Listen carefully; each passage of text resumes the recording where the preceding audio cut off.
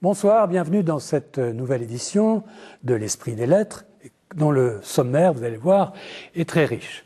Un roman, un essai théologique, une biographie historique sont les genres que nous allons aborder ce soir pendant les 90 minutes que nous allons passer ensemble dans cette librairie, que vous connaissez bien, grâce à la collaboration originale de Catéo, du Jour du Seigneur, et de la Procure, qui, comme chaque mois, nous accueille.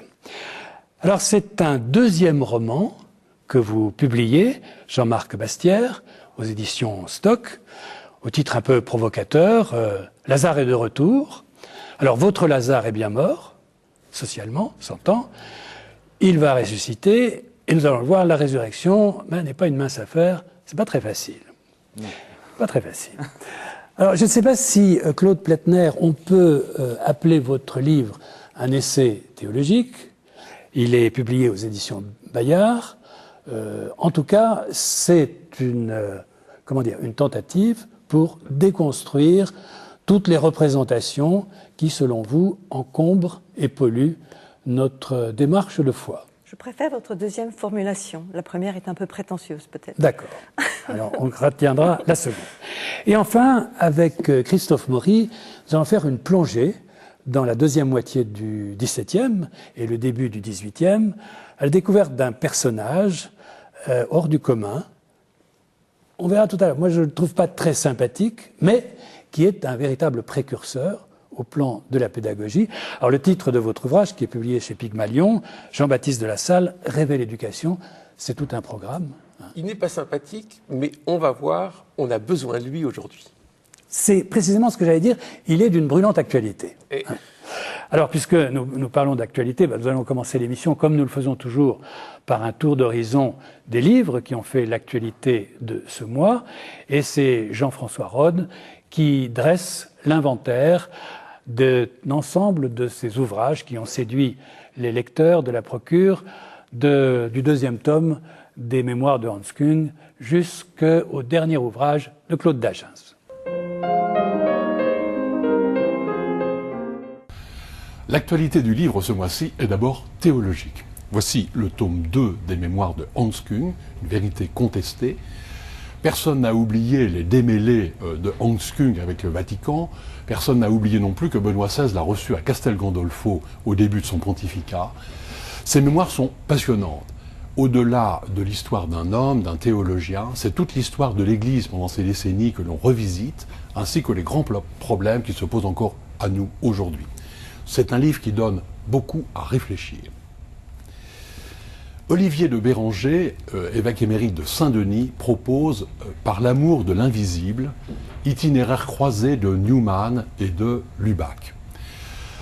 Le père de Béranger a eu la chance de faire sa thèse sur Newman, dirigée par Henri de Lubac. C'est un livre absolument formidable. Non seulement c'est une introduction lumineuse à ces deux grandes œuvres, à ces deux grands esprits, mais c'est aussi une introduction magistrale aux grandes questions de la théologie. C'est vraiment un livre magnifique. Christophe Théobald, vous avez dit vocation. Christophe Théobald est jésuite, professeur au Centre Sèvres, accompagnateur de nombreux groupes de formation. Il réfléchit dans ce livre à comment chercher et trouver sa vocation personnelle. Comment, avant tout projet, se demander quel est l'appel de Dieu qui est une promesse. C'est un beau livre de réflexion nourri de multiples écoutes, de multiples expériences. Dans un autre domaine, Pierre Claverie, petite introduction à l'islam. Pierre Claverie, dominicain, évêque d'Oran, assassiné, vous vous souvenez. Il est né à Bab el-Oued, parlait l'arabe, il a passé toute sa vie en contact avec les musulmans, en dialogue avec les musulmans.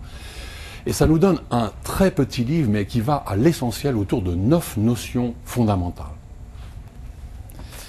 Enfin, 3 livres pour nous accompagner dans ce temps liturgique qui s'ouvre. D'abord, Benoît XVI, Méditation sur le carême et Pâques. Ensuite, Apprends-nous à prier, de Monseigneur Aumonier, évêque de Versailles. Un livre qu'il a construit à partir de son ministère auprès d'étudiants. C'est un petit guide simple et profond qui pourra très bien nous accompagner pendant ce temps liturgique. Enfin, le document de Monseigneur d'Agens à l'Assemblée des évêques de France, Entre épreuve et renouveau, la passion de l'Évangile. C'est un document très important qui s'adresse bien au-delà des évêques à tous les catholiques de France qui sont soucieux d'analyser la situation de l'Église aujourd'hui et qui sont soucieux d'entrer dans une véritable démarche d'évangélisation. Jean-Marc Bastière, vous êtes journaliste, vous dirigez le service culture à l'hebdomadaire Famille chrétienne, mais vous êtes aussi écrivain, vous avez publié un certain nombre d'essais, dont un essai à deux voix avec François Taillandier qui s'intitulait « Ce n'est pas la pire des religions ». Il s'agissait, bien sûr, enfin je dis bien sûr, dans votre esprit, du catholicisme. Et puis, c'est le deuxième roman que vous publiez aujourd'hui, sous le titre donc « Lazare est de retour ». Et vous aviez publié en 2004 un roman intitulé « Les anges d'à côté ». Voilà. Et au fond, je dirais que vous avez deux passions, le goût de l'écriture et puis une solide conviction catholique, puisque je crois que c'est il y a 25 ans, vous avez estimé que le catholicisme était un bon antidote au nihilisme ambiant. C'est bien ça ? Oui, c'est de façon très résumée. Ah bah oui, je fais vite. Oui, hein. oui. Non, mais c'est vrai. Enfin, j'ai eu la foi dans mon enfance, et puis c'est vrai qu'à l'adolescence, j'ai tout envoyé. Balader, exactement. Ouais. Je suis même passé par une période antichrétienne très forte, et même j'ai même plongé, c'est vrai, dans une forme de nihilisme, de désespoir, et puis après j'ai fait une remontée, et ça fait partie d'une aventure intérieure qui m'ont mené à la foi chrétienne. Alors Lazare est de retour, ça fait évidemment référence à un épisode de l'Évangile, Lazare, le frère de Marthe et de Marie, qui meurt, qui est agonisant, on fait prévenir Jésus, il n'est pas là, et il ne se dépêche pas de venir, et finalement il vient, je crois qu'il se passe 4 jours, le cadavre sent déjà mauvais, exactement. Et il va le ressusciter. Voilà, c'est le point de départ. Hein. Et c'est formidable parce que Lazare, si je ne me trompe, a été une source de grande inspiration dans la littérature. Il y a beaucoup d'ouvrages qui s'inspirent de Lazare, non ? Effectivement, il existe une tradition, on appelle ça la littérature lazaréenne, mais ça commence dès la légende dorée, où déjà Lazare, on imagine Lazare allant évangéliser avec Marthe et Marie la Provence. Oui. Ouais. Alors ça, c'est le devenir de Lazare, mais je veux dire, par exemple, Jean Valjean dans Les Misérables, le Comte de Monte Cristo, le colonel Chabert, d'une certaine manière. Absolument, c'est qu'il existe des morts et des résurrections. Et c'est vrai que même dans la vie, on meurt et on ressuscite. Et c'est ce qui arrive à Mont-Lazare. J'ai vu d'ailleurs qu'en préparant cette émission, que même Zola s'était passionné pour Lazare. Il avait fait, je crois, il avait écrit une partition pour un opéra intitulé Lazare. Vous m'apprenez quelque chose. Ça oui. Ouais. Bon, enfin. Parce qu'en fait, au départ, j'ai pas du tout pensé à Lazare. C'est quelque chose qui m'est venu naturellement. J'avais plutôt l'image un peu obsessionnelle. Avant un roman, on part toujours d'images. Et j'avais l'image, c'est vrai, effectivement, de ces SDF que l'on croise, et finalement, on pourrait être à sa place. Ça, c'était une des images. Puis il y a l'image aussi, on plonge, et si un sauveur nous sauvait, et qu'on ne pourrait pas répondre à cela, comment on réagirait ? Et c'était une image qui a voyagé en moi, et qui a fait que je suis allé, finalement, que l'intrigue, l'histoire, les personnages ont pu naître. Et après, presque naturellement, l'idée de Lazare m'est venue. C'est-à-dire que j'ai pas fait de recherche sur Lazare. Là, c'est presque l'image. Je ne sais pas si c'est le mythe ou l'archétype, qui s'est imposé à moi.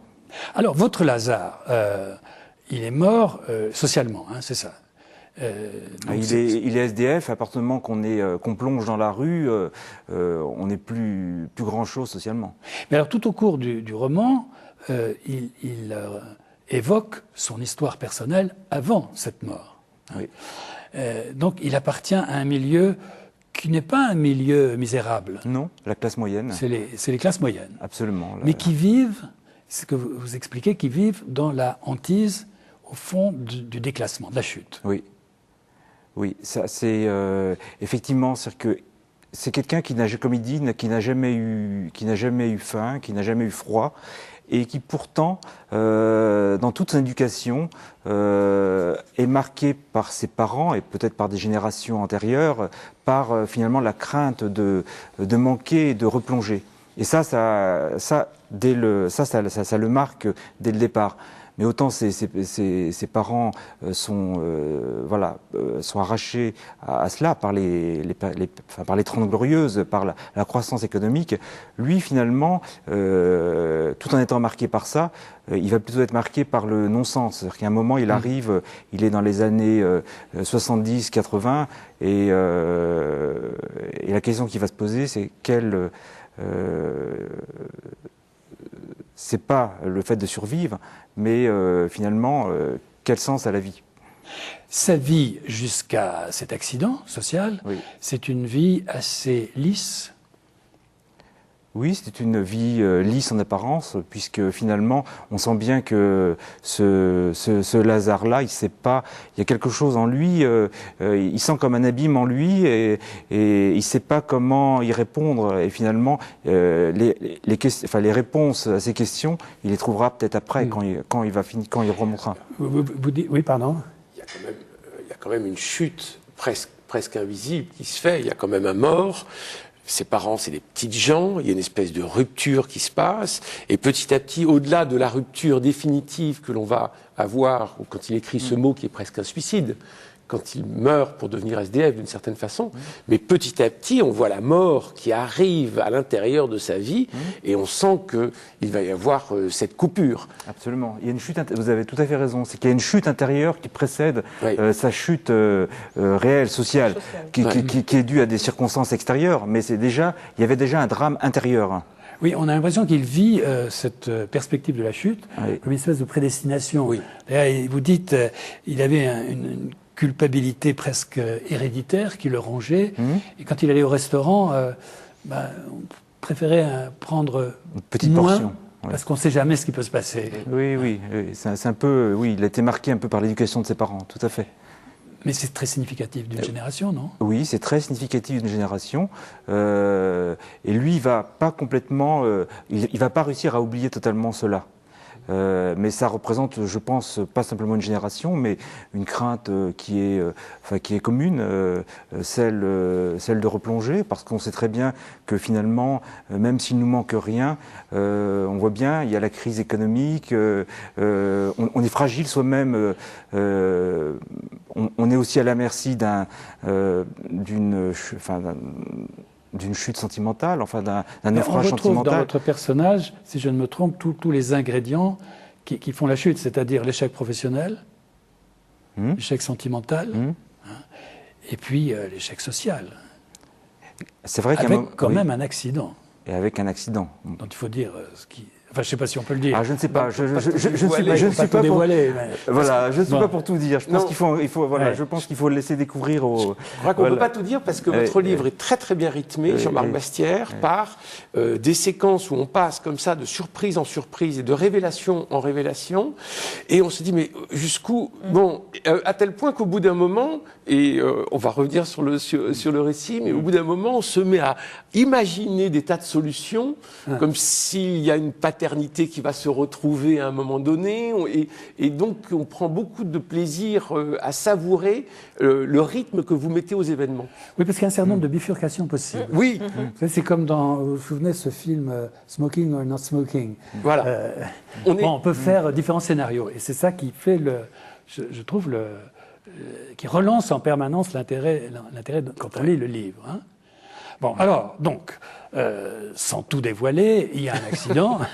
On ne dévoilera pas quelle est la nature. On va dire un drame qui est le grain de sable, qui fait que tout ce qui pouvait advenir advient et s'enraye. Bon. Et il plonge. Il plonge, exactement. C'est le mot.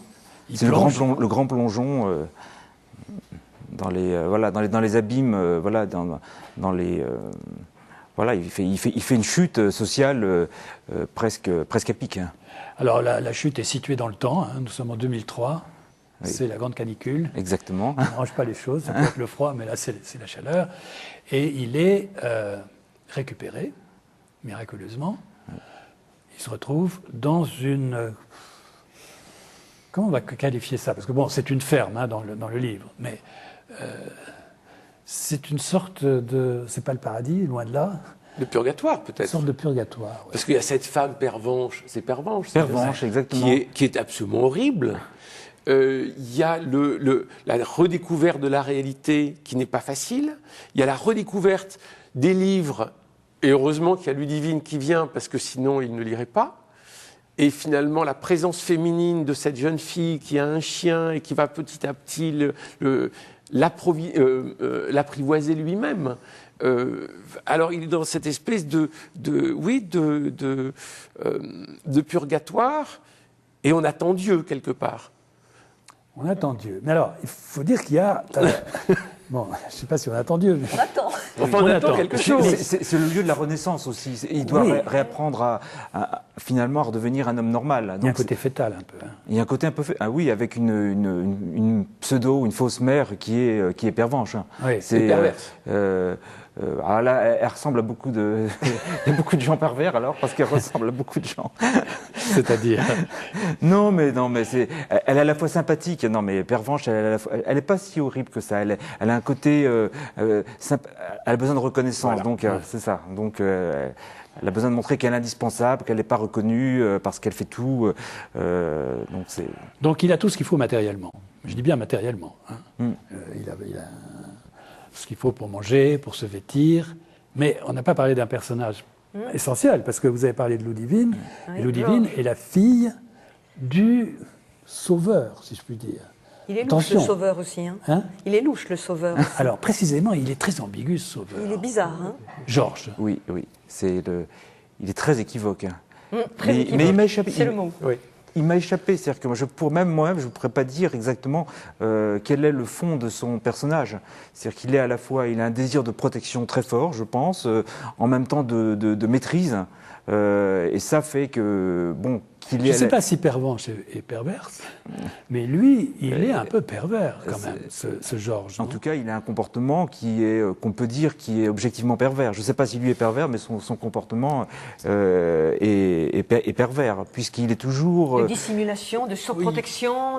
Oui. Et puis il y a un côté faustien aussi, parce qu'il y a à la fois celui qui s'adresse au SDF, et puis il y a cette fête incroyable que vous racontez, pour les SDF, mais en fait, il y a le tout Paris qui est là. Et on sent un peu, il y a un peu le côté diable que l'on retrouve chez Balzac dans La peau de chagrin, par exemple, où on prend un misérable et on le met dans un salon superbe. Donc il y a un côté faux, il y a un côté diabolique aussi chez lui, chez Georges. Alors pour qu'on comprenne bien ce qui se passe, Georges est donc celui auquel appartient la ferme, qui a pris sous sa protection ce SDF, Lazare donc, et qui a une conception de l'existence un peu particulière. Au fond, il y a les gens qui sont riches, qui appartiennent... Quand je dis riche, c'est pas seulement l'argent, c'est les relations, c'est le côté people, comme on dit aujourd'hui. Il y a les pauvres, qu'on protège, et puis le reste, c'est la zone grise. Alors, il y a une fragilité. Il y a une fragilité chez Georges, c'est qu'il ne supporte pas son héritage. Il ne supporte pas d'avoir eu tant d'argent à un moment donné. Vrai ou faux? Ah, c'est vrai, absolument. Et ça, c'est là où est sa fragilité, qui, je trouve, est charmante. C'est-à-dire qu'il a du mal à assumer son héritage, il a du mal à assurer finalement ce qui vient. Lui viendrait de ses ancêtres, c'est autre chose que Lazare. Ce serait finalement des obligations, des devoirs, et ça, il ne le supporte pas, et en même temps, il ne peut pas y échapper non plus, à sa façon. Donc il va recréer finalement ce qu'il a reçu, mais sous une forme, tout en cherchant à y échapper, et sans y parvenir. Donc il vit dans un hôtel particulier, où il y a toutes ces... où il subit le poids de sa lignée. Voilà, c'est pas mal. Avec tous ces... avec un jardin. Voilà, avec les portraits d'ancêtres. Et puis en même temps, il est là dans la maison sans être là. Et à un moment, voilà, on apprend même qu'il cherche à échapper à cette maison et à ce musée. Pour lui, c'est comme un musée. Vous le décrivez d'ailleurs physiquement. Vous dites il y a un petit côté Robert Redford, ce qui est plutôt sympathique, mais il a en même temps un côté fluet, souffreteux, et c'est surtout ce qui est frappant dans le livre. Moi, ça m'a beaucoup frappé parce que je trouve que ça compte beaucoup dans les relations entre les gens. Vous dites sa poignée de main, il a la main molle, hein, c'est ça? Oui, c'est-à-dire qu'il a la main. Quand on serre la main, il n'y a rien. Il est fuyant. Fondamentalement, il est fuyant. C'est-à-dire que Lazare, à un moment, croit avoir trouvé un ami, il est pris souvent d'un élan vers lui en disant, et lui, il est fuyant. Mais il est fuyant tout en voulant dire et tout en voulant reconnaître quelque chose qu'il n'arrive pas à exprimer. C'est-à-dire qu'il a du mal à être dans une relation franche et directe. Alors, son côté odieux, c'est ce que vous évoquiez tout à l'heure, c'est que, bon, très bien, il protège ce SDF, mais il va l'instrumentaliser, l'utiliser. C'est-à-dire qu'il va faire un film en le faisant parler et qui s'intitule Pauvre inconnu. Et autour de ce film, pour la première de ce film, pour la projection de ce film, il organise une grande fête qu'on imagine volontiers, enfin vous la décrivez très bien, dans le tout Paris. On y était tous. Et normalement, Lazare ne doit pas s'exprimer au cours de cette fête. Non. Il ne doit pas être là, d'abord. Non, puisque c'est le pauvre inconnu. Donc, par définition. Par définition, c'est celui qui représente finalement l'anonymat. Enfin, donc, c'est comme le soldat inconnu qui gît sous l'Arc de Triomphe. Bon, personne ne le connaît, c'est celui qui est méconnaissable. Et c'est justement ce à quoi veut échapper Lazare. À un moment, il ne supporte pas. Vous dites, j'étais ce pauvre inconnu, c'est Lazare qui parle. Parce que c'est toujours la première personne. Hein, oui, c'est exactement. Oui. Héros anonyme, et qui, selon mon sauveur, devait le rester. Il ne m'accordait même pas le plus petit rayon du roi Soleil pour dire que la fête se passe à Versailles, ni le moindre respect, ni la moindre reconnaissance. Mort, il me voulait mort, défiguré et méconnaissable, inconnaissable et transfiguré. Finalement, ce que veut Lazare, c'est avoir une existence, être reconnu dans son existence personnelle, dans son existence unique. Et c'est pas en tant que SDF. Son existence en tant que SDF, c'est pas une existence, c'est comme la mort, c'est la mort sociale. Mais lui, il veut échapper à ça, de toute sa force. Il a eu une vie avant, il a été marié, il a eu une famille, il a eu des amis, surtout un ami, il a eu un métier, mais il se trouve finalement pris dans ce trou noir social dont rien normalement n'échappe, mais il échappe à ce trou noir, et ce qu'il veut, c'est pas porter les stigmates de cette misère. Et pendant tout le roman, il va chercher par tous les moyens à échapper à cette mort qui continue à vivre en lui. Mais en même temps, cette mort, alors s'il y a résurrection, c'est une résurrection qui est douloureuse et qui est celle finalement de réapprendre la vie. Et réapprendre la vie, c'est ce qu'il y a de plus difficile, puisque finalement, ce qui est difficile pour Lazare, ce n'est pas de survivre et de retrouver de quoi vivre, mais c'est quand tout va bien, quand tout va mieux, c'est de reprendre conscience de toute sa vie, c'est d'échapper à la culpabilité. Et c'est là qu'il y a un travail sur lui-même extraordinairement difficile à faire. Ce que vous dites, c'est précisément, c'est quand tout va mieux au plan matériel, au fond, que tout va de plus en plus mal. C'est le moment où il prend conscience de la difficulté d'être.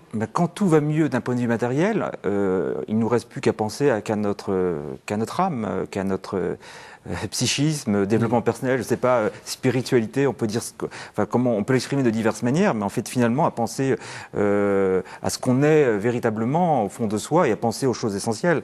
Et il va devoir être confronté à cet essentiel. Et Ludivine va jouer un rôle considérable, essentiel pour le coup. Oui. Alors Ludivine, c'est à la fois son inspiratrice, c'est à la fois, Ludivine veut absolument de toutes ses forces le sauver, et en même temps il veut pas que Ludivine, il veut rentrer dans un rapport d'amitié, mais en même temps il veut pas que Ludivine soit comme une infirmière. Il veut pas retomber même par rapport à Ludivine, il veut pas être finalement le pauvre qu'on aide. Et donc, au départ, toute l'ambiguïté aussi de leur relation va être là. Oui. Est-ce que je peux, à ce moment-là, vous citer, parce que je trouve ce paragraphe extraordinaire, car il réapprend à aimer. avec Ludivine. Il va apprendre à aimer. Exactement.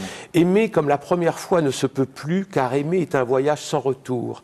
Les passions sont compulsives, mais l'amour est irréversible. Nous pouvons puiser à chaque stade de notre existence dans un vivier de chimères. De certaines illusions vitales dépend notre bonne santé morale. Ce n'est pas un mensonge, mais une préparation à la vie dépouillée.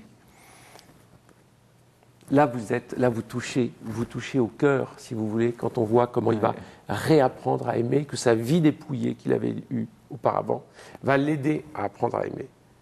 Mais exactement, ce qui est réapprendre à vivre, c'est réapprendre à aimer. Et ça peut pas venir, c'est pas simplement un rapport par rapport à soi-même, un rapport de soi à soi, mais ça passe par cette jeune femme. Parce qu'à un moment donné, il y a un véritable échange. Oui. Parce qu'avec Georges, le sauveur, le faux sauveur, il n'y a pas d'échange. Il donne, mais il n'a rien à donner, le SDF. Avec Ludivine, il y a de l'amour, donc il y a un don réciproque. Oui, il y a de l'amitié, il y a de l'amour, enfin, il y a un échange humain véritable et profond. Et c'est ce qui, exactement, c'est Ludivine, c'est un peu son rayon de soleil. Alors au départ, Ludivine, elle veut. Il y a aussi beaucoup de malentendus, mais des malentendus finalement qui sont surmontés. Mais qui sont réciproques aussi. Je veux dire, il y a malentendu de Lazare par rapport à Ludivine, mais il y a malentendu de Ludivine par rapport à Lazare au départ, quand ils sont dans la ferme, non? Oui, vous voyez en quoi ce malentendu? Je veux dire, Ludivine, elle se comporte, elle aussi, un peu comme Georges au départ. Oui, un peu comme son père, elle est la fille de son père. Oui, exactement, elle se comporte un peu comme ça. C'est la jeune fille de bonne famille qui se comporte, voilà, qui est finalement, mais elle se comporte comme elle doit se comporter, parce qu'elle aussi, elle a une expérience de la vie qui fait qu'elle a un rapport, elle a une véritable compassion, mais en même temps, elle a un rapport à la vie réelle et à la misère qui est limité, mais ça tient à sa vie. Alors, vous avez ajouté, je dis ajouté, je ne sais pas si le terme est juste, mais il se trouve que Ludivine, par ailleurs, a retrouvé ou a trouvé la foi. Bon, je dis ajouté parce que il n'y aurait pas cela. Est-ce que ça changerait quelque chose au roman? Je me suis posé la question, je vous la pose. Il y a ce dialogue à un moment où elle lui dit qu'elle est chacha, donc charismatique, qu'elle fait partie de groupes de prière. Ça dure une page, juste. Et effectivement, on se demande si c'est la véritable motivation et de Ludivine et par ricochet de Georges. Est-ce qu'on est chez des charismatiques qui veulent aider des SDF, mais pourquoi ce SDF-là ? Alors je dirais d'abord que Ludivine, elle réagit par rapport à son père qui, elle aussi, elle souffre de son, elle admire son père et en même temps, elle le défend. Et en même temps, elle souffre du fait d'être absent et de ne pas être très présent. Enfin, donc ça, c'est... et en même temps, elle réagit par rapport à son père, qui est plutôt un humanitaire. Elle réagit aussi, voilà, elle rentre plutôt dans la génération charismatique, religieuse. Donc il y a un côté de réaction. Il y a un côté aussi de réaction sentimentale. Elle a vécu auparavant une expérience douloureuse et en même temps, alors c'est ce qui m'a, voilà, moi ce qui m'a, voilà, elle va chercher à un moment de façon un peu naïve à le convertir, et lui ça va le blesser terriblement, puisqu'elle sent, ça va être une forme de foi un petit peu superficielle qui va pas mais ça va quand même le pousser à lire des livres et à rentrer dans une vie intérieure. C'est-à-dire que lui va réagir par rapport à la maladresse, à la naïveté un peu de Ludivine, mais par ricochet, c'est comme les livres au départ, c'est comme ça va le pousser vers la vie intérieure, vers la lecture des mystiques, vers la vie profonde. Mais je veux dire, est-ce que le fait qu'elle soit charismatique, c'est une considération, vous dites c'est une nouvelle génération par rapport au père humanitaire, bon, est-ce que c'est une considération sociologique, donc vous ajoutez au roman, ou est-ce que c'est un ressort déterminant? Est-ce que c'est un facteur déterminant? C'est la question que je me suis posée. J'ai l'impression que ce n'est pas un facteur déterminant. Alors moi, et qu'au fond, je vais jusqu'au bout. Oui, hein, elle est belle. Et qu'au fond, vous auriez supprimé cet aspect, ça ne changeait absolument rien au roman. Tout à fait. Tout à fait. Et que c'est l'expérience humaine qui est là, qui est déjà cette traversée, elle est déjà là, de ce passage de sa situation à cette nouvelle vie. Pourquoi avoir rajouté ça? Je me pose aussi la même question. Qu'est-ce que ça apporte? Alors, pour dire d'abord, il peut y avoir un aspect sociologique. On peut pas, voilà, on sépare pas les choses. L'intime, le sentimental, le religieux, le sociologique, le social. D'abord, ça forme un tout. Hein. Ça fait partie d'elle-même. Je pense qu'elle en est qu'au début. C'est comme dans sa vie, de femme. Elle est au début d'une expérience intérieure, mais qui est née. Voilà, il y a tout l'enthousiasme spirituel, mais il y a une forme. C'est comme c'est comme la jeunesse. Il y a aussi une forme de naïveté.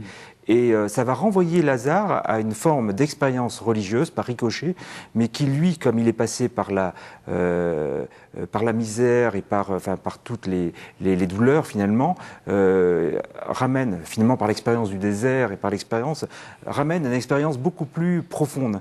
Et c'est ce point de vue-là que c'est comme des échos. C'est comme ça rentre en résonance. Donc c'est pour ça que je pense que ça fait partie de l'économie du roman. Enfin, je le sens très profondément comme ça. Bien, voilà. Alors, donc ce roman s'intitule Lazare est de retour. Oui.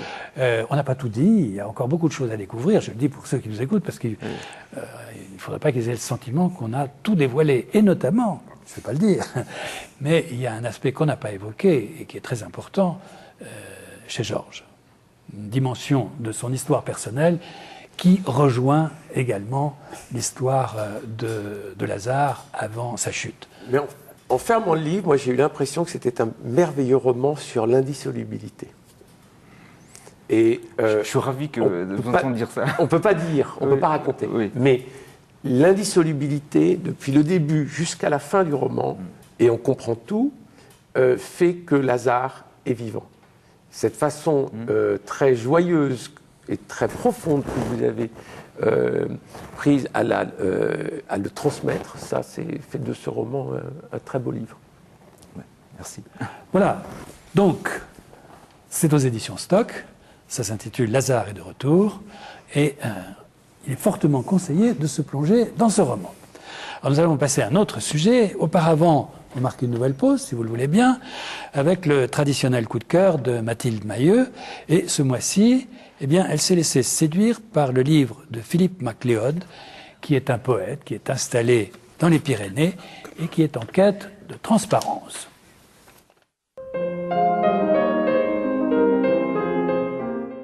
Je suis très heureuse ce soir de vous présenter mon dernier coup de cœur, qui est en plus une véritable révélation spirituelle, poétique et littéraire. Il s'agit de Philippe MacLeod avec D'eau et de lumière aux éditions Ad Solem. D'eau et de lumière, c'est bien ce titre qui m'a fait ouvrir ce livre. Et j'ai découvert des petits textes, plus ou moins longs, qui nous parlent de Lourdes. Lourdes telle que je ne la connaissais pas, et d'ailleurs je ne la connais pas toujours, et qui nous révèle une ville totalement différente de celle que je pensais être. Lourdes, ce n'est pas seulement des pèlerins, des milliers de personnes qui affluent chaque année, des malades. Non, Lourdes est cette petite cité des Pyrénées, flanquée de ces montagnes, au milieu de l'air et de la transparence de l'eau qui tourne autour. Il y a aussi bien sûr la figure de Bernadette et la figure de Marie, très présente aussi. Quelle écriture, quelle magique poésie naît dans ce livre, tout au long de ces pages. J'ai été totalement charmée, voire totalement emportée par cette poésie lyrique qui nous parle de Lourdes, qui revient à l'essentiel de la foi, la confiance, la solidité. Bernadette en est une sainte très illustre, nous la redécouvrons d'une toute autre manière et j'ai été très heureuse de faire cette découverte. Claude Pletner, tout à l'heure j'ai parlé d'essais de théologie, vous avez dit que c'est un peu ambitieux, mais vous avez fait des études de théologie, je le signale quand même, vous êtes journaliste, vous êtes écrivain, vous avez publié un certain nombre d'ouvrages, dont Le corps bouleversé, c'était en 2002, et puis des livres d'entretien, dont l'un avec la romancière Chantal Thomas, oui, qui s'intitule, je crois, si je me trompe, Chemin de sable. Chemin de sable. Et puis dernièrement, L'Église sur le divan, avec Daniel Dugout, qu'on a reçu ici même, et dont les propos ont fait un peu réagir. ce qui n'était pas étonnant. Bien, alors on va voir si votre livre fait réagir. Vous m'avez dit, c'est pas un essai théologique. Bon, c'est un livre court qui se présente comme un effort pour critiquer, déconstruire un certain nombre de représentations qui peuplent notre imaginaire chrétien et dont vous dites qu'ils polluent quand même notre approche de la foi. C'est bien ça? On peut dire ça un peu comme ça. Bon. C'est-à-dire que je dis que ce n'est pas un essai théologique. Moi, j'ai fait des études de théologie jusqu'à habilitation au doctorat. J'ai fait la traversée du désert de 8 ans de théologie, parallèlement à ma vie professionnelle. Et j'ai souvent constaté, d'abord, l'indispensable chemin que ça représente, et comme c'est important, et en même temps, la tendance des théologiens à parler entre soi. Et mon idée, dans ce livre, c'est de rendre accessible tout le travail que j'ai fait de réappropriation d'une tradition et d'en faire une espèce de traduction simultanée pour mes contemporains. Ça, c'est une première ambition du livre. La deuxième, c'est l'expérience qu'on fait tous, que dès que dans une conversation, le sujet arrive par hasard sur le christianisme, la conversation est souvent polluée par des clichés qui viennent on ne sait d'où. Dieu qui est au ciel, fabricant de l'univers, là, comme un artisan, ou la résurrection des cadavres, enfin des choses incroyables, peu crédibles, qui viennent, même avec l'exculturation actuelle. Attends, vous dites qui viennent dans ces où, par exemple, quand vous dites Dieu fabricant de l'univers, moi je me souviens du catéchisme que nous avions autrefois. La première représentation qu'on avait de Dieu, c'était quand même le grand architecte. J'allais y venir. D'une part, donc, ce qui nous y a par la société, déjà, et d'autre part, ce qui, pour beaucoup de chrétiens, a fait leur formation de base, de leur catéchisme, et pour peu qui s'y sont allés, et pour peu qu'ils ne l'aient pas repris, qu'ils ne l'aient pas fait leur, ils en sont restés à ces représentations. Et ces représentations finissent par faire écran et par rendre difficile l'accès au christianisme. Alors vous dites qu'elles font écran, et dans la première partie du livre, enfin dans votre préface, vous avez des jugements assez sévères sur l'Église aujourd'hui. Vous dites au fond, il y a une sorte d'exil du christianisme dans une société qui est totalement sécularisée, et la voix de l'Église semble complètement décalée. C'est un peu ce que vous dites. Il faudrait le nuancer. Non, je ne sais pas si je le dis de manière aussi brutale. Je dirais que... non, je le dis de manière plus subtile. C'est-à-dire que, remarquez, si c'était bon lecteur, je dis aussi que parfois, elle dit des choses que nos contemporains n'entendent pas. Oui. Alors, et ils n'entendent pas. Pourquoi? Pas seulement pour des questions de mots, parce que ce qu'elle dit dérange trop. Je pense à beaucoup de questions. On parlait de l'indissolubilité du mariage ou de la justice sociale, ou des choses comme ça. Ils ne l'entendent pas seulement pour des questions de vocabulaire, mais ils ne l'entendent pas aussi parce que, effectivement, mais ça, c'est pas que la faute de l'Église, c'est plus large que ça, parce que nous sommes dans une situation d'affaiblissement du christianisme et ce que j'appelle l'exculturation, pas comme moi d'ailleurs, l'exculturation du christianisme. D'où la tentation de l'Église, ou bien l'aphasie, ou bien de parler haut et fort, mais peut-être à contre-emploi, parfois. D'affirmer avec conviction ou de se taire. Donc, votre travail va partir de deux choses très simples, deux credos. Le credo, le symbole des apôtres, et puis le credo de Nicée. Nicée-Constantinople, oui. Bien ça. Oui, parce que c'est pas une auberge espagnole, la foi, on la réinvente pas. J'entends bien. Bon. Et à partir de là, vous allez prendre un certain nombre de thèmes. Premier thème, l'existence de Dieu. En toute simplicité. En toute simplicité. Je commence pas par Commencez par le plus facile. Non, je ne crois pas.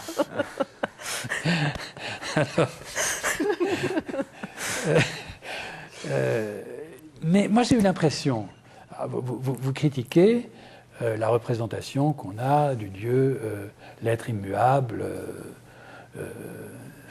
parfait en soi, comme une sorte de perfection. Mais est-ce que vous n'opposez pas, je me permets, Je vous en prie. le concept théologique, la manière dont Thomas d'Aquin va parler de Dieu quand il parle de l'être. Et puis, le Dieu de la Bible, qui est ce Dieu vivant, ce Dieu de l'histoire, ce Dieu qui est l'histoire d'une libération.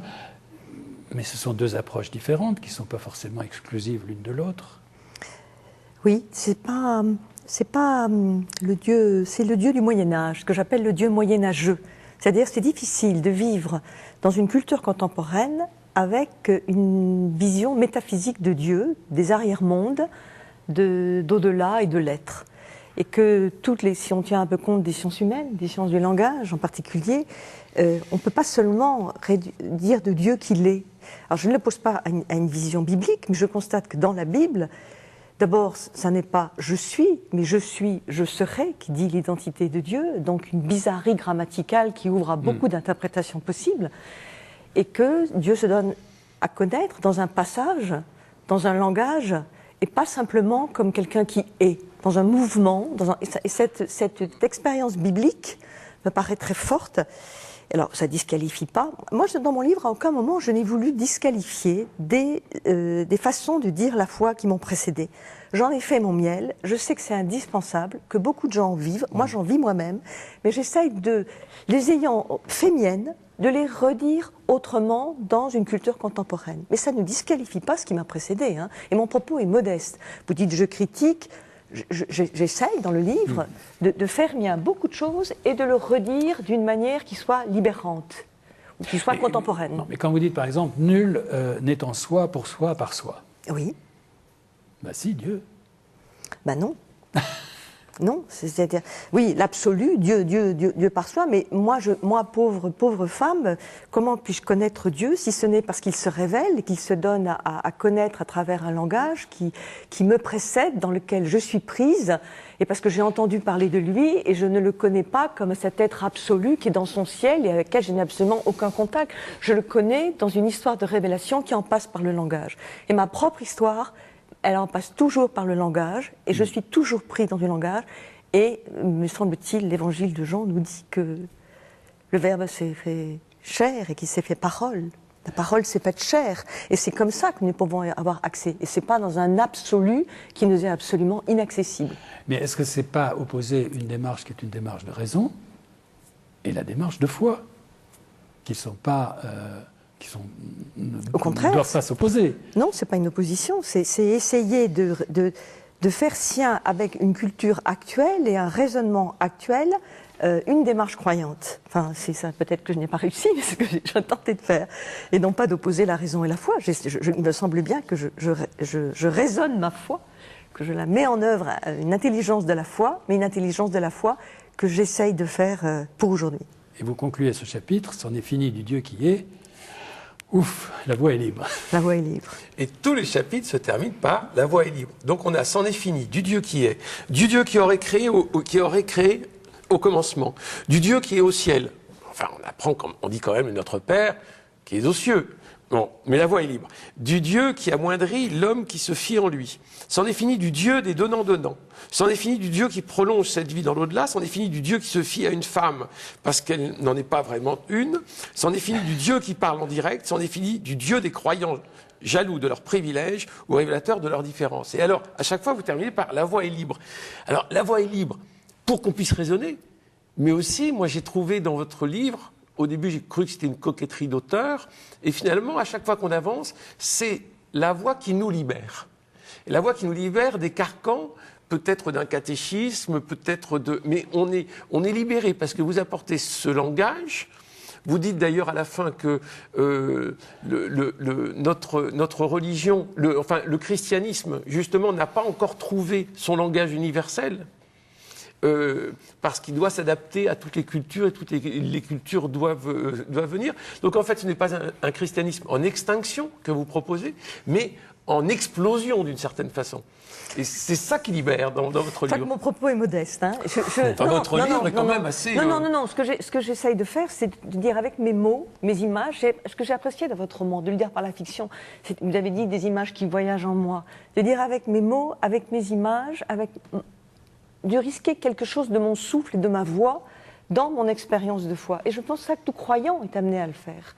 C'est-à-dire qu'à force de répéter des langages usés ou de répéter des mots qui sont tellement patinés, on n'y met plus sa voix, son souffle, on dit la partition, mais on n'y met plus son instrument. Et moi, je pense que tout croyant a à faire ça. Moi, je l'ai fait pour ma part, j'ai eu envie de le faire, et je l'ai fait dans ce livre.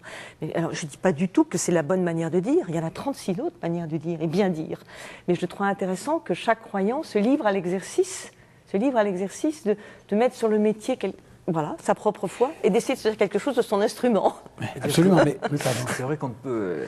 Dieu, on ne peut pas comprendre Dieu. Dès qu'on veut comprendre Dieu ou dès qu'on le réduit, ce n'est plus Dieu. Donc c'est toujours intéressant, ça fait même partie de la démarche de foi, de se dire, les mots de la foi sont justes, les dogmes sont justes. Les dogmes, ce ne sont que des bornes, c'est comme une carte du ciel, mais il ne faut pas confondre la carte avec la réalité invisible. Mais le danger, c'est le... Il ne faut pas prendre la carte pour le ciel. Exactement. Et il ne faut pas prendre la carte pour le ciel, exactement. En même temps, la carte est indispensable. Et en même temps, la carte est indispensable. Ça, ce sont les dogmes. Mais le dogmatisme, c'est pour ça que je n'oppose pas de dogme. Tout à fait, moi non plus. Mais le dogmatisme, c'est un moment, ça finit par ne plus vouloir rien dire, des mots finissent par être usés. Et là, toute la démarche de la foi, de la mystique, de la poésie, il y a un renouvellement du langage qui permet... De rouvrir tout ça. Oui, de faire comme un nettoyage au printemps, en fait. Mais ce renouvellement du langage, puisqu'on est d'accord, c'est toujours difficile, enfin c'est même impossible, pour chacun, quand il essaie de réfléchir à sa foi, de trouver les mots et les expressions, par définition, qui sont toujours insatisfaisants. Alors, quand on prend, par exemple, le Dieu de la création, vous commencez de manière amusante en rappelant Samuel Beckett qui disait « Mais que foutait donc Dieu avant la création ?» On peut se le demander. Bon. Mais, et à juste titre, vous critiquez une conception, très... Du Dieu fabricant de l'univers, l'architecte de Voltaire. L'architecte de Voltaire. Oui. Bien. Mais il faut reconnaître que ce que l'on met à la place, parce que quand vous dites « la voie est libre », il faut faire une mise quand même. Hein. Oui, alors, c'est quoi la création? Vous dites, c'est l'ouverture d'un vide, l'univers. C'est l'ouverture d'une distance, l'espace, l'ouverture d'une attente, le temps. C'est reconnaître pas aussi... commode non plus. Hein. Non, mais c'est reconnaître aussi qu'il y a toujours quelque chose qui nous précède et qui nous est donné. Que cette prétention de l'homme contemporain à se fonder lui-même, à se donner à lui-même, moi, comme croyante, je crois que Dieu est créateur dans la mesure où la vie me précède, quelque chose me précède, de l'autre me précède toujours, un don me précède, une part offerte me précède, quelque chose que je ne maîtrise pas, qui est dans l'ouverture, et j'appelle cela effectivement, et là-dedans, pourquoi pas, un univers qui a été créé, je ne sais pas, il y a 13 milliards d'années, le Big Bang, ça n'est pas du tout incompatible. Mais en passant, nous ne remontons jamais à l'origine, nous ne savons pas qu'est-ce qu'est la création. Et ce mouvement même de reconnaissance d'un don qui me précède, moi, je l'appellerai Dieu. Voilà. Comme vous dites très justement, l'instant zéro, il recule toujours. L'instant zéro recule toujours. Et l'origine est toujours après coup. Mais comme on est obligé de se représenter les choses... Comme vous le dites, notre Père qui est aux cieux, on l'a mis quelque part, on l'a mis au ciel. Mais avec justesse, on l'a mis au ciel, parce que quand on n'avait pas la possibilité d'aller au ciel, quand on n'avait pas nos avions et nos fusées, avant la Garine, tout à fait, et ben, le ciel, c'était cette ouverture, justement, c'était cette ouverture à ce qu'on ne maîtrise pas, c'était dire quelque chose de cet irreprésentable, de ce non qu'on ne peut pas, de ce que nous ne savons pas, et ça reste très juste. Moi, je n'appellerais plus ça le ciel, parce qu'aujourd'hui, j'y vais dans le ciel. Mais je garderai l'ouverture que ça indiquait, et je garderai la belle image de quelque chose qui n'est pas clos, et d'un Dieu qui se tient, effectivement, dans ce que moi, je ne maîtrise pas. Je balbutie, parce que je n'ai pas la prétention de... C'est ce qui est intéressant dans le livre, d'ailleurs. Je veux dire, ce que vous appelez le balbutiement, enfin, qui est cette espèce de recherche très personnalisée pour éviter... des représentations qui, effectivement, parfois polluent notre appréhension des choses. C'est ce que j'essaye de faire. Mais déjà, les pères de l'Église faisaient bien la distinction. Saint Augustin sépare le ciel céleste, qui est le monde invisible, du ciel terrestre. Et ce sera repris par Galilée. Galilée, dans ses écrits, il parle bien du ciel terrestre et du ciel céleste. C'est vrai.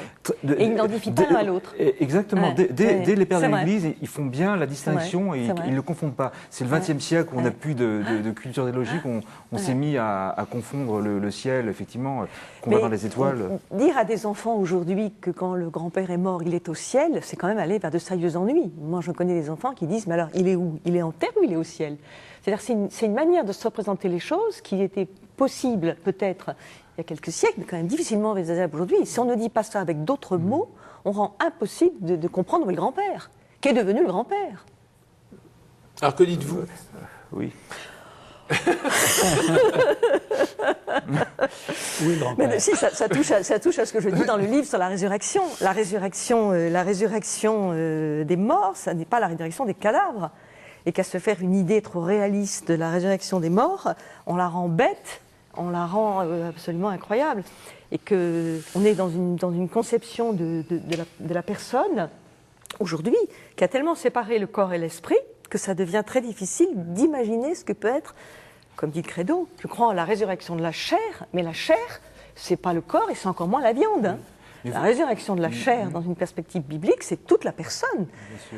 Ventre, corps, souffle, psyché, tout, voilà, c'est ça. Et nous, en relation de notre corps, et on a une perception aujourd'hui souvent du corps tellement... Nous ne sommes plus que notre corps, donc tout s'arrête avec notre mort, mais ce n'est pas la perception qu'en avaient les anciens, en particulier les Hébreux, et que essayer de balbutier quelque chose sur la résurrection, c'est dire quelque chose de cette anthropologie aussi. Alors, vous ne croyez pas plutôt que de renoncer aux mots finalement qui sont là et qui ont une histoire. Les mots qui nous ont transmis, il faut plutôt, comme vous faites, leur redonner un sens neuf. Mais il faut les garder. Mais il faut les garder. Ah, mais je suis d'accord avec vous, je les garde. D'accord, oui. Je garde les mots. C'est indispensable parce qu'on ne peut pas non plus... on ne peut pas jeter le bébé avec l'eau du bain et que la foi n'est pas une auberge espagnole. Nous héritons de mots qui sont très riches, très denses, et loin de moi l'idée de les... Je les garde, les mots, mais j'essaye de les rouvrir. Et comme dit l'Évangile, de tirer de mon trésor de l'ancien et du neuf. Précisément sur la résurrection. Vous tenez beaucoup à cette unité du corps et de l'esprit. La personne, La personne, comme un tout. Donc vous cherchez à comment est-ce qu'on va dire les choses aujourd'hui. Alors vous revenez à l'Évangile. Thomas, Thomas il conçoit la résurrection à partir des blessures, il touche. Marie, quand elle est dans le jardin, c'est Marie, dans le jardin, s'approche du jardinier, qui est le Christ ressuscité, et elle ne le touche pas. Ne me touche pas. Ne me touche pas. Bien. Et vous dites, c'est quoi finalement cette résurrection? C'est une lumière qui ne remplit pas le vide, mais qui le creuse. Une lumière qui obscurcit. On dit ce qu'on dit comme on peut le dire. Hein. Oui. Mais notre foi repose sur un tombeau vide, quand même. C'est pas moi qui l'ai inventé. C'est une très belle expression, mais c'est... C'est un peu vertigineux parfois. Si vous voulez. Moi, j'y peux rien si la foi est vertigineuse. Hein. C'est pas moi qui ai inventé que la résurrection repose sur un tombeau vide, que nous n'avons pas de preuves, qu'elle s'est passée de nuit, que nous n'en savons rien, que l'ange montre quoi finalement? Un linceul, et qui il croit sur tellement de choses ténues. Alors ne me demandez pas de rendre compte de 20 siècles de christianisme à moi toute seule, hein, j'en serais bigrement incapable, mais je constate qu'il y a quelque chose effectivement de vertigineux. Il y a trop vite être dans le plein, dans un discours de plein, ou d'évidence, moi je ne comprends plus rien. Alors je préfère encore être dans quelque chose qui est de l'ordre de l'absence, du creux, qui ne disqualifie pas pour autant, une fois encore, qu'il y ait aussi du plein. Ça n'est pas contradictoire. De toute façon, je pense que la foi est pleine de paradoxes et de contradictions qu'il nous faut assumer. Hein. Paradoxe, c'est important. De paradoxes. Oui. Et donc c'est du creux et du plein. Peut-être que j'insiste plus sur le creux parce que je trouve qu'on a beaucoup insisté sur le plein. Oui. Mais sans doute qu'il faut tenir compte des deux. Bon, ce qui vous permet d'ailleurs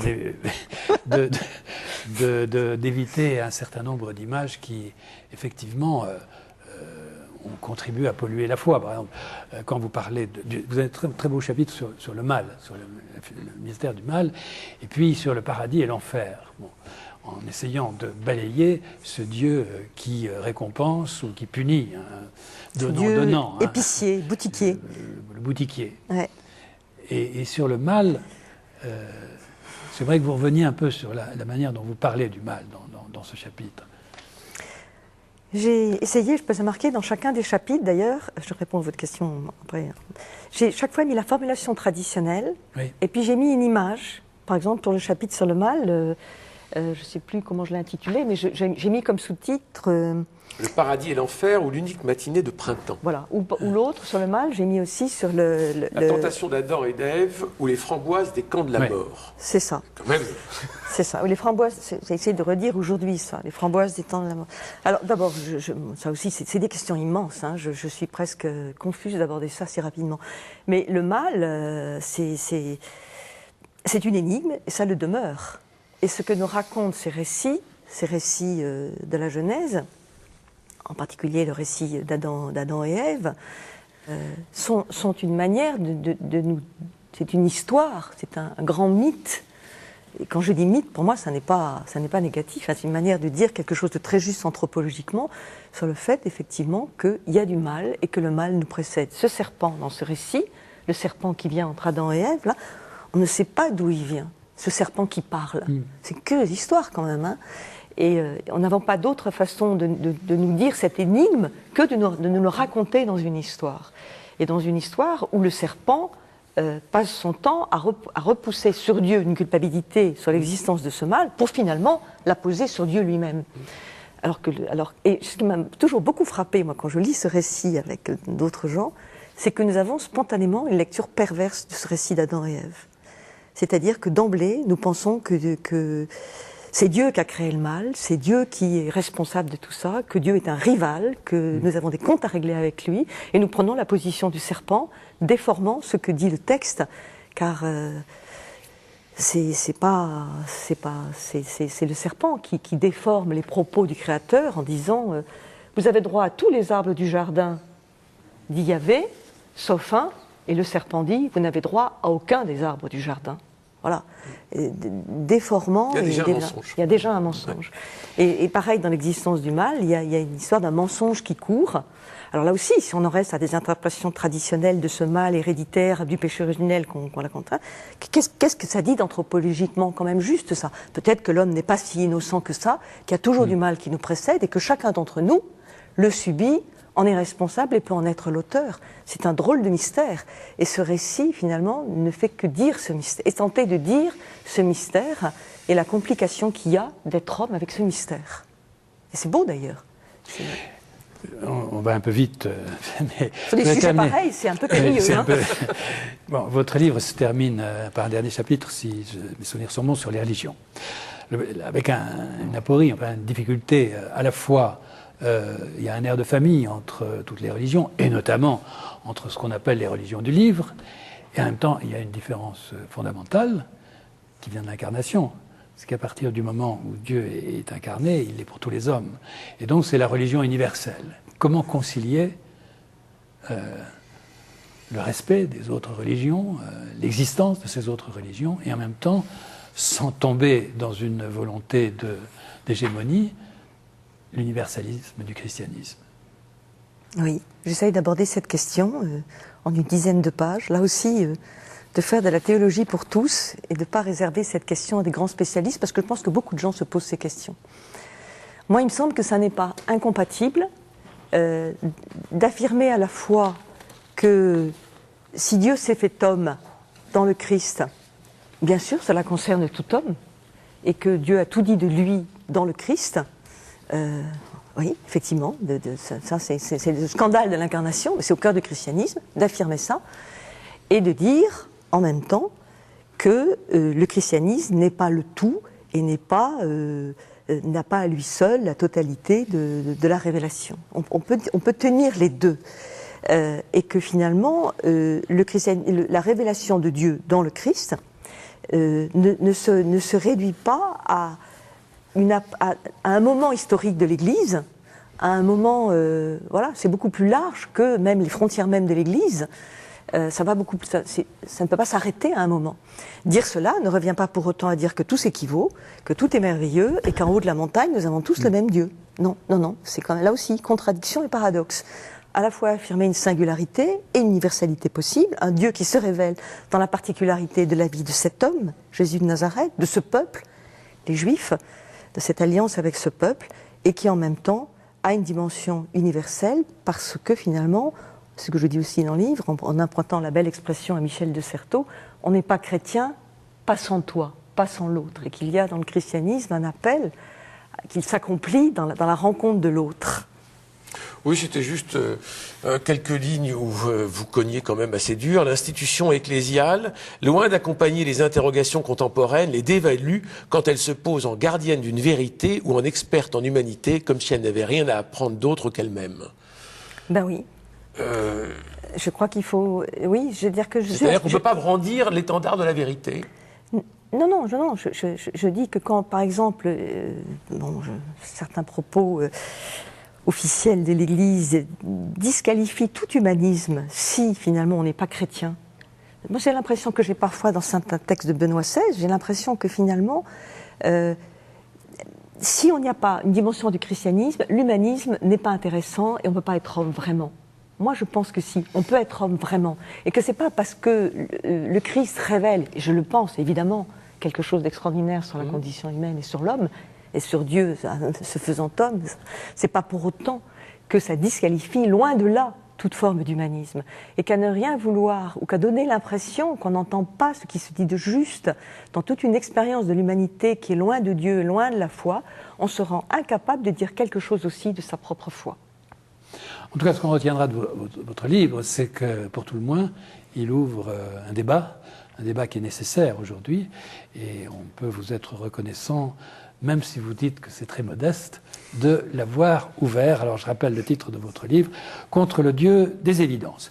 Nous marquons une nouvelle pause, et cette fois-ci, encore comme nous le faisons chaque mois, c'est un portrait, le portrait du mois, qui est brossé ce mois-ci par Bertrand Deschamps. Vous allez voir, c'est le portrait d'un personnage étonnant, un jésuite qui était devenu une sorte de sage chinois.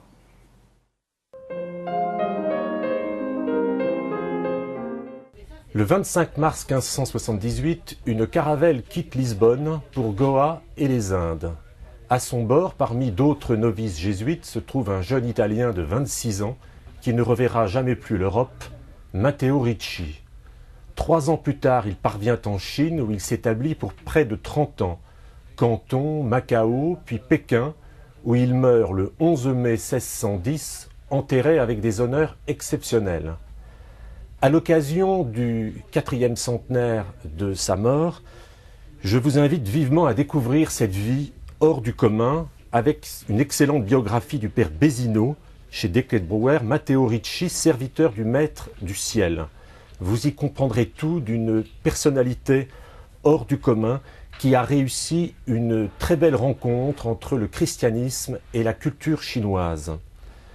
Tout étudiant, toute personne qui un jour découvre et veut apprendre la langue chinoise va manipuler le fabuleux dictionnaire Ricci qui perpétue le souvenir de la maîtrise de la langue chinoise qu'avait acquis Matteo Ricci. Et puis, un livre vient de paraître, extrêmement touchant, par une jeune chinoise qui adresse, en guise d'hommage, des lettres imaginaires à Matteo Ricci et qui montre à quel point, y compris pour les Chinois, Matteo Ricci demeure un personnage emblématique au charisme inoubliable. Christophe Maury, vous êtes un personnage assez éclectique, parce que je vois que vous avez exercé des responsabilités dans la communication, vous êtes producteur d'émissions, vous collaborez à de nombreuses revues, vous êtes directeur de collection chez DDB. Vos sujets de prédilection, c'est plutôt l'art, la musique.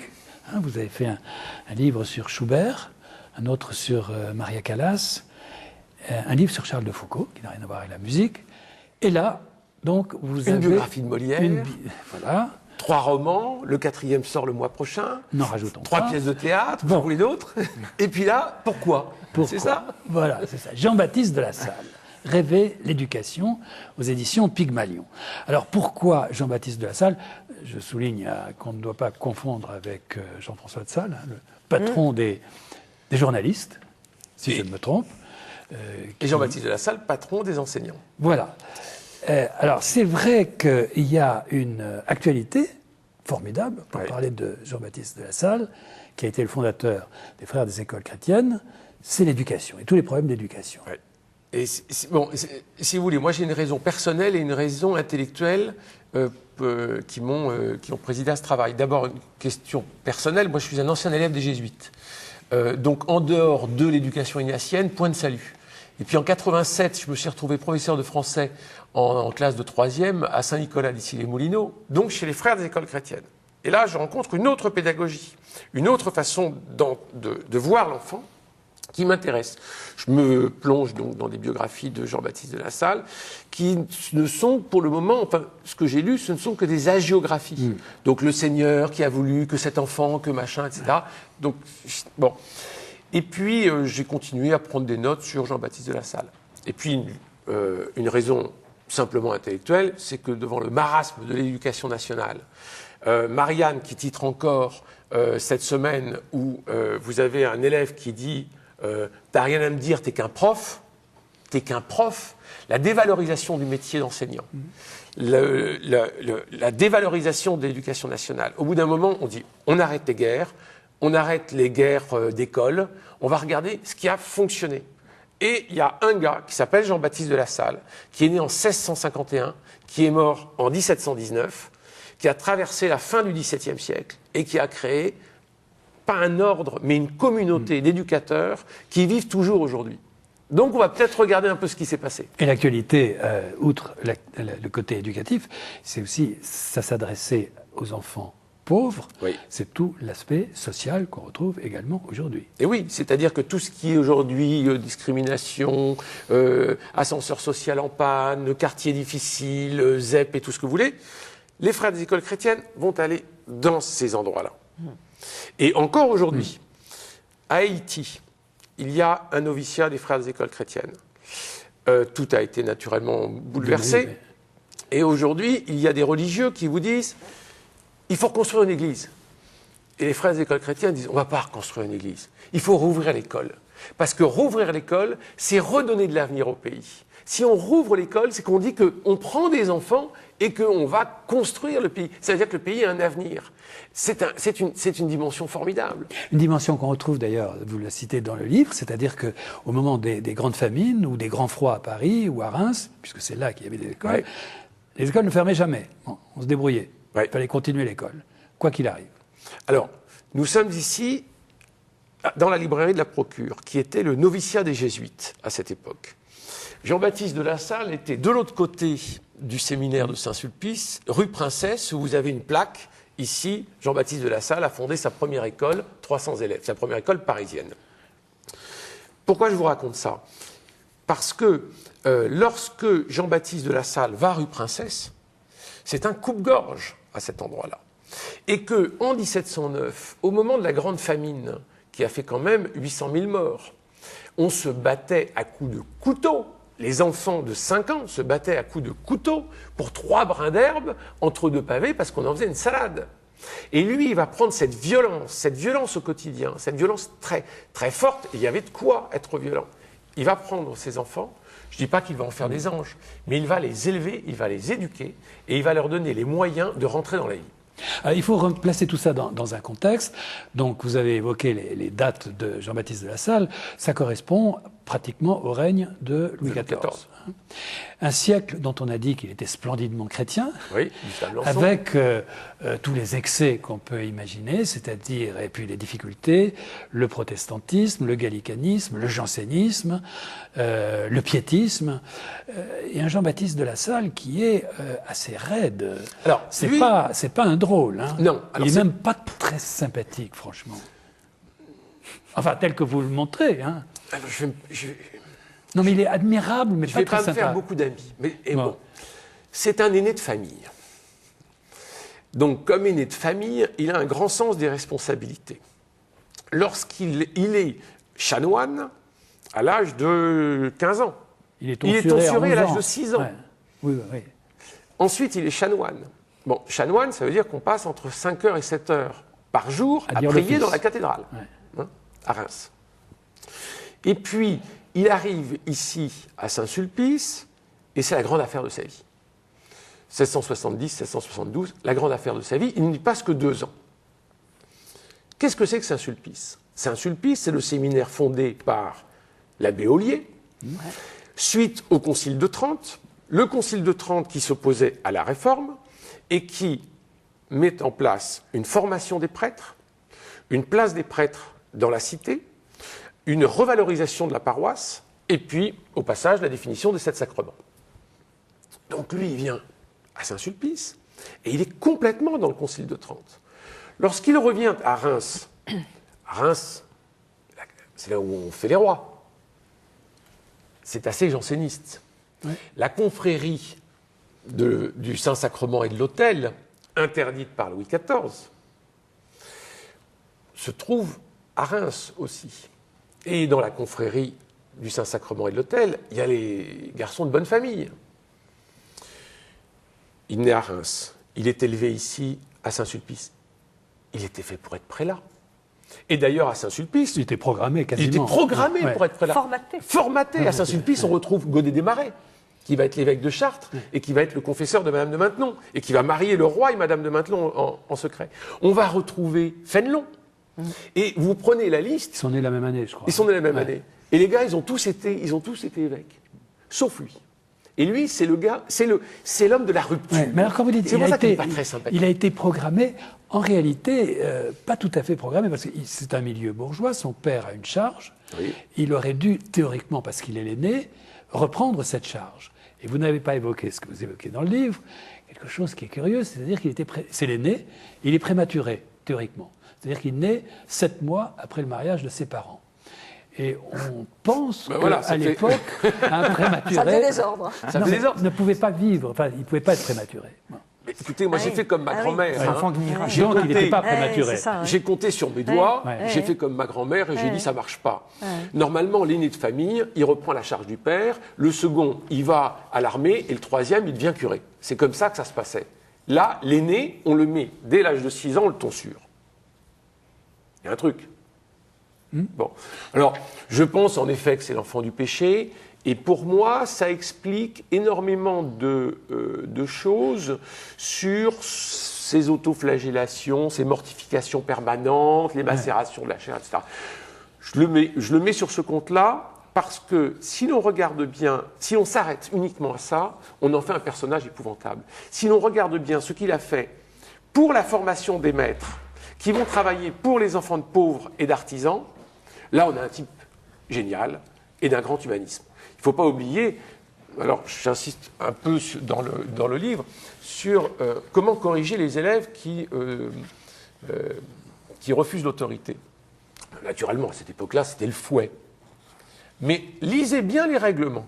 Regardez bien comment il prépare son affaire et au bout d'un moment, il dit qu'il faut éviter les sévices corporels au sein des écoles, des frères des écoles chrétiennes. C'est quand même très intéressant pour l'époque. Mais en tout cas, la mortification, ça faisait partie de toute une spiritualité. Tout à fait. Bon, et on est en plein dedans. On est en plein dans ce siècle. Alors pour revenir à votre question précédente, le jansénisme, le quiétisme, le gallicanisme, on a aujourd'hui la même chose. Ça s'appelle l'Opus Dei, ça s'appelle les charismatiques et ça s'appelle la déviance envers le Vatican. Et on a les mêmes courants en France. On a le même courant entre les laïcs et les religieux dans la guerre scolaire, puisqu'il va y avoir plusieurs procès retentissants. Ouais. Donc on retrouve à peu près, on retrouve les mêmes choses. Alors il faut dire qu'à l'époque, donc le Concile de Trente, après le Concile de Trente, il est entendu que chaque paroisse aura une école. Une école de charité. Une école de charité où on va préparer les enfants quasiment à servir la messe, si j'ai bien compris. On leur apprend le latin, on leur apprend quelques répons. Oui. C'est un enseignement assez superficiel, disons-le. Oui. Bon. On leur apprend à servir l'Église. On leur apprend à servir l'Église. Et l'originalité de Jean-Baptiste de La Salle, c'est qu'il va leur apprendre un vrai savoir, même si c'est en 2 ans. L'écriture, d'abord on supprime le latin. Et pas de latin. On n'apprend pas le latin. Les maîtres qui savent parler latin ne sont pas recrutés au sein des frères des écoles chrétiennes, ils ne doivent pas parler latin. Ce sont des gens fort médiocres qui n'ont pas fait d'études, écrit-il. Il prend des cutéreux. Parce que quand vous voulez faire l'école gratuite, comment vous êtes payé? Eh bien, vous n'êtes pas payé. Et pour pouvoir faire l'école gratuite, eh bien, vous acceptez de vivre de mendicité pour pouvoir faire l'école aux enfants. Et c'est là où Jean-Baptiste de La Salle va créer vraiment la vocation d'éducateur. C'est-à-dire qu'il va dire, pardon? Mais il est de quoi alors concrètement?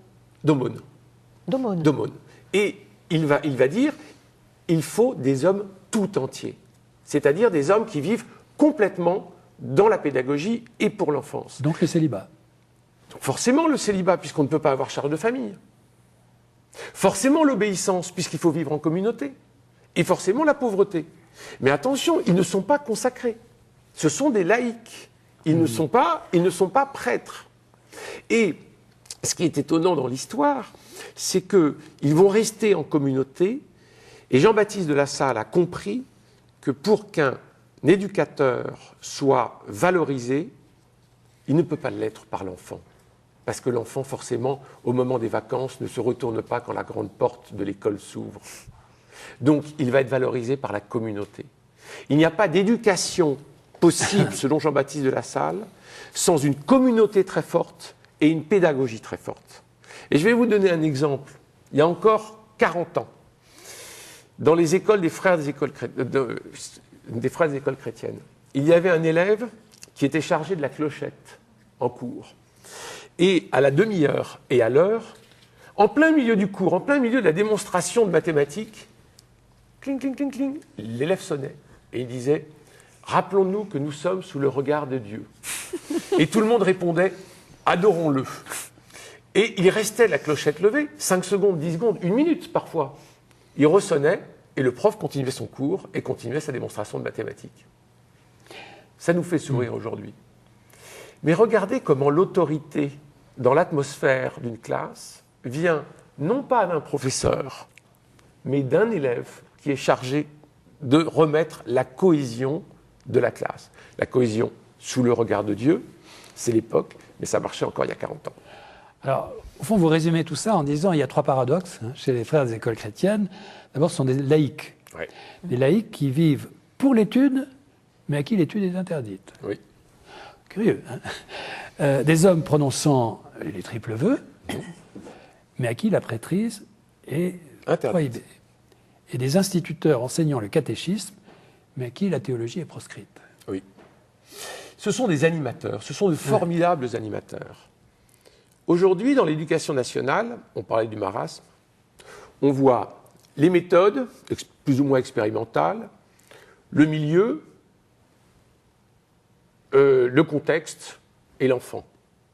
Les frères des écoles chrétiennes font absolument l'inverse. Ils regardent l'enfant, ils cherchent à deviner l'homme que sera l'enfant, enfin l'homme en l'enfant, ensuite le milieu, les moyens et ensuite les méthodes. Donc c'est tout à fait une autre approche. Le frère des écoles chrétiennes, au moment de Jean-Baptiste de La Salle, a donc 70 élèves devant lui et le but, c'est le silence. Quand Grand Corps Malade chante ou slame « Dans mon école, il n'y a pas de silence, je ne peux pas apprendre », Jean-Baptiste de La Salle lui répond. Le frère des écoles chrétiennes est debout dans une position modeste, c'est-à-dire comme ceci. Il ne bouge pas, il a un petit clapet à la main. Il impose le silence et il fait signe à un élève, un coup de clapet, un autre coup de clapet. 14 élèves sont désignés comme officiers. L'un pour s'occuper des copies, l'autre pour s'occuper des livres, l'autre pour s'occuper de s'apercevoir si tout le monde sur le banc suit bien la même chose. Et la classe se passe pratiquement en silence. C'est-à-dire que le frère n'enseigne pas, il demande aux élèves de répéter, et lorsqu'un élève se trompe, il fait signer un autre élève qui va lui donner la bonne réponse. Quand un élève a réussi l'exercice, on ne va pas attendre que toute la classe réussisse l'exercice, parce que sinon l'élève s'ennuie. On le fait passer tout de suite dans la classe supérieure ou dans le niveau supérieur. Donc dans une même année, vous allez pouvoir changer de niveau, et en 2 ans, normalement, vous savez lire, écrire, compter. Comment vous avez appris à écrire? En apprenant un bail de location, en apprenant des choses très simples qui vont aider les parents qui souvent sont analphabètes. Mais ce qui est extraordinaire dans l'histoire de Jean-Baptiste de La Salle, c'est que ce n'est pas un théoricien au départ. Non. Et que, d'une certaine manière, on disait tout à l'heure, il était programmé de par son milieu, de par Saint-Sulpice, pour être un prélat. Il est conduit un peu par les événements. On a l'impression qu'il est fait par les événements. Parce que la création de ces écoles, alors vous racontez, enfin, ça part d'une histoire toute simple. C'est une dame qui s'appelle Jeanne Dubois, épouse Maillefer, et qui vit à Rouen, et qui a décidé de faire des écoles pour les pauvres. Et elle a un personnage qui s'appelle Adrien Niel, qui va jouer un rôle important, et qu'elle envoie à Reims. Et c'est de manière un peu le hasard qui fait que Jean-Baptiste de La Salle va être conduit à répondre à ce personnage et à jouer un rôle dans la fabrication de ces écoles. Au départ, rien ne l'y destinait. Oui, vous parliez tout à l'heure des écoles de charité, elles existent. L'éducation gratuite pour les filles de pauvres et d'artisans existait grâce à Nicolas Barré, le minime, et grâce à Nicolas Roland, vague cousin de Jean-Baptiste de La Salle. C'est par le biais de ce Nicolas Roland que Madame de Maillefert, qui est une dingue, faut dire ce qui est, va transmettre de l'argent et ce fameux Adrien Niel, qui est un pauvre type, disons-le, et qui va arriver devant le couvent des filles qui s'occupent de l'éducation des pauvres filles et d'artisans à Reims.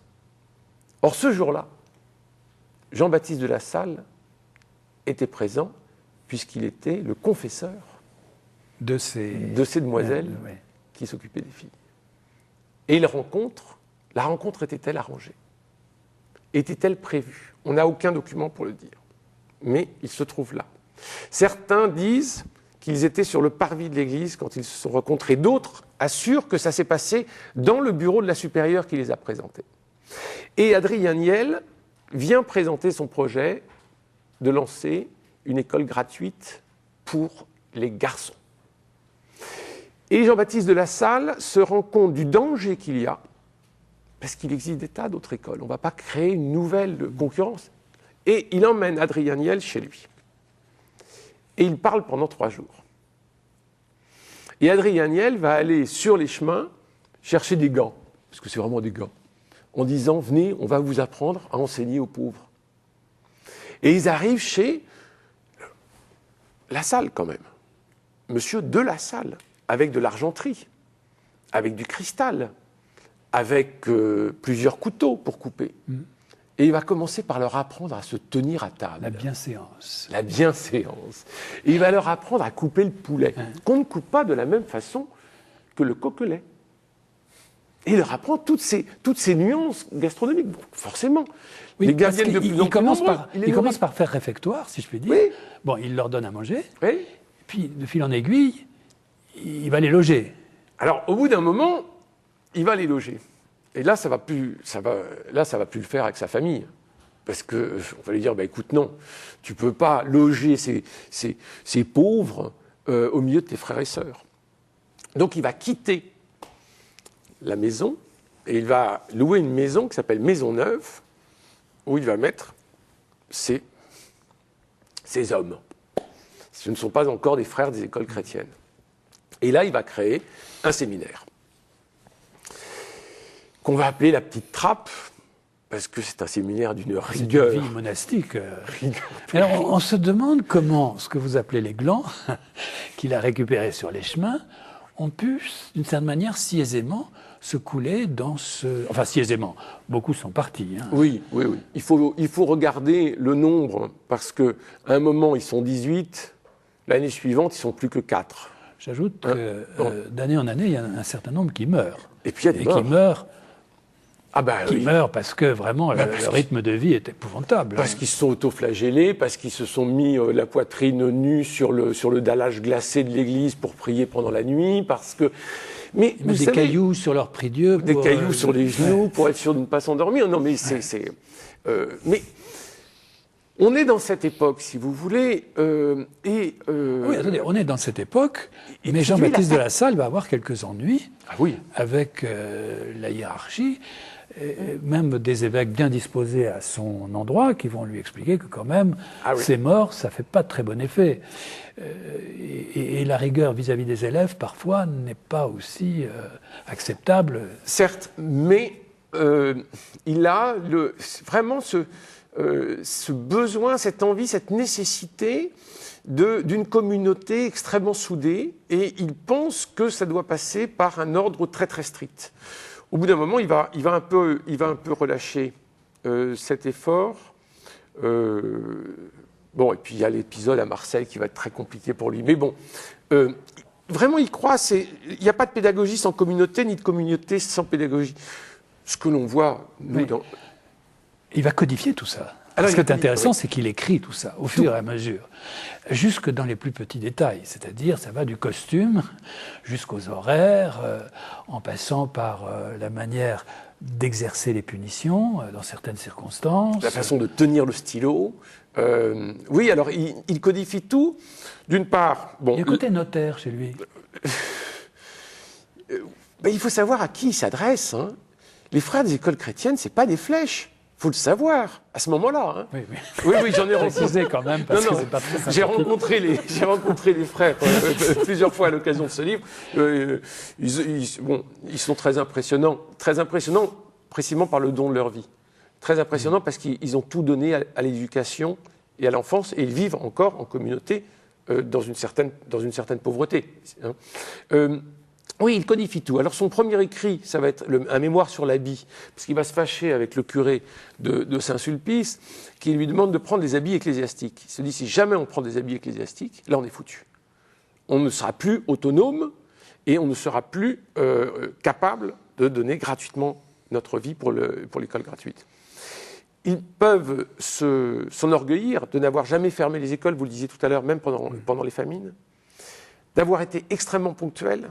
L'école est ouverte à telle heure, elle est fermée à telle heure, et les enfants rentrent en silence, en ressortent sur le coup de 10 heures, en silence, marcher 2 par 2 jusqu'à l'église pour assister à la messe et repartir.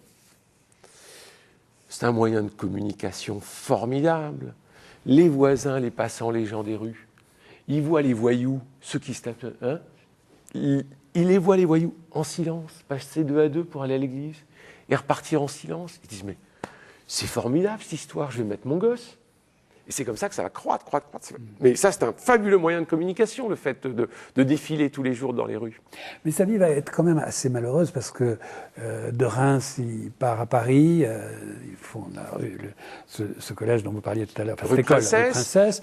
Ensuite, il va aller à Orléans, c'est alors, ça il fonde une maison à Vaugirard. Mais chaque fois, il a des ennuis, quoi. Chaque fois, il a des ennuis parce que les prêtres disent, mais qu'est-ce que c'est que cette communauté ? C'est une communauté champignon, c'est inclassable. Au nom de qui, au nom de quoi il peut écrire une règle, fonder un ordre? Mais non, c'est pas un ordre, c'est une communauté de laïcs. Mais pourquoi faire? Pour l'éducation des pauvres. Mais bougez pas l'éducation des pauvres. Il y en a une qui s'en occupe bien, c'est Madame de Maintenon. Alors, qu'est-ce que vous marchez sur les plates-bandes de Madame de Maintenon? Alors, Godet des Marais, c'est justement le confesseur de Madame de Maintenon, et il va essayer de calmer tout ça, mais quand Godet des Marais meurt, alors à ce moment-là, tout le monde abandonne Jean-Baptiste de La Salle. Oui, et Jean-Baptiste, il y a le changement de curé de Saint-Sulpice, Saint-Sulpice, les évêques qui changent, et ses amis disparaissent. Et il s'engueule avec tout le monde. Donc quand il va à Saint-Yon, près de Rouen, eh bien, on lui interdit, vous êtes assises, on lui interdit de confesser. Il ne peut plus donner l'absolution. Et c'est le curé qui lui interdit de confesser, qui, lorsqu'il meurt, va vouloir l'enterrer dans sa propre paroisse en disant « nous avons enfin un saint ». Ça, c'est un peu l'hypocrisie qu'on peut rencontrer parfois. C'est pour ça que le livre est assez anticlérical et que les frères ont un langage assez sévère envers la hiérarchie ecclésiale. La reconnaissance par Rome n'a pas été aisée non plus. Il a envoyé un frère à Rome qui a mis... il s'est finalement installé à Rome pour défendre cette cause. Ça a duré 15 ans, 20 ans. Mais oui, il envoie Drolin. Bon, Drolin, c'est un brave gars. Alors, et puis, il demande à Drolin de lui écrire toutes les semaines pour lui donner les résultats de ses avancées. L'habit des frères des écoles chrétiennes, avec son truc, sa capote, qui fait un truc de pauvre. Drolin, à Rome, c'est pas le même temps. Il l'enlève. Jean-Baptiste lui écrit « J'ai appris que vous avez enlevé l'habit des frères des écoles chrétiennes. Vous allez contre notre communauté. » Et là, il va y avoir... Ils ne vont pas pouvoir se comprendre. Mais Drolin a compris que Rome, c'est-à-dire c'est la capitale de la chrétienté, mais c'est aussi très latin. Pour terminer, tous ces principes d'éducation, aujourd'hui, qu'est-ce qui reste dans les écoles chrétiennes? Il reste un... Parce que ce que vous décrivez, donc, on essaie d'imaginer ce que ça peut être transcrit dans notre époque. Aujourd'hui, les frères des écoles chrétiennes sont 6000 dans le monde. Il y a de mémoire 48 universités lassaliennes. Donc ils font des études quand même. Ils font des études et alors ils font beaucoup d'enseignement professionnel. Ils s'occupent beaucoup de l'enseignement professionnel, s'occupent beaucoup d'enfants en difficulté. Je vais vous en raconter une dernière pour la route. Rapidement. Deux frères des écoles chrétiennes passent sur un chantier, ils voient des manouches. Ils vont voir les enfants et disent, dites, vous savez lire? Non, on ne sait pas lire parce qu'on voyage. Eh bien, on va vous apprendre à lire et on va faire une carriole, on va vous faire un permis à points, un permis de lecture à points. Et ils sont allés avec les gens du voyage. Et aujourd'hui, il y a une vingtaine de carrioles de frères des écoles chrétiennes qui suivent les gens du voyage en France. Une très belle histoire. Et une très belle histoire de ce personnage. Merci. Donc Jean-Baptiste de Lassalle, Rêver l'éducation, en pleine actualité. C'est aux éditions Pygmalion. Je rappelle le titre du livre de Claude Pletner, Contre le Dieu des évidences, chez Bayard. Et enfin, le titre du roman de Jean-Marc Bastière, chez Stock, Lazare est de retour. Voilà. Merci de nous avoir suivis. Si vous voulez retrouver soit des extraits, soit en totalité cette émission, eh bien vous pouvez la retrouver sur les sites de KTO, de la Procure ou du Jour du Seigneur. Merci encore et au mois prochain.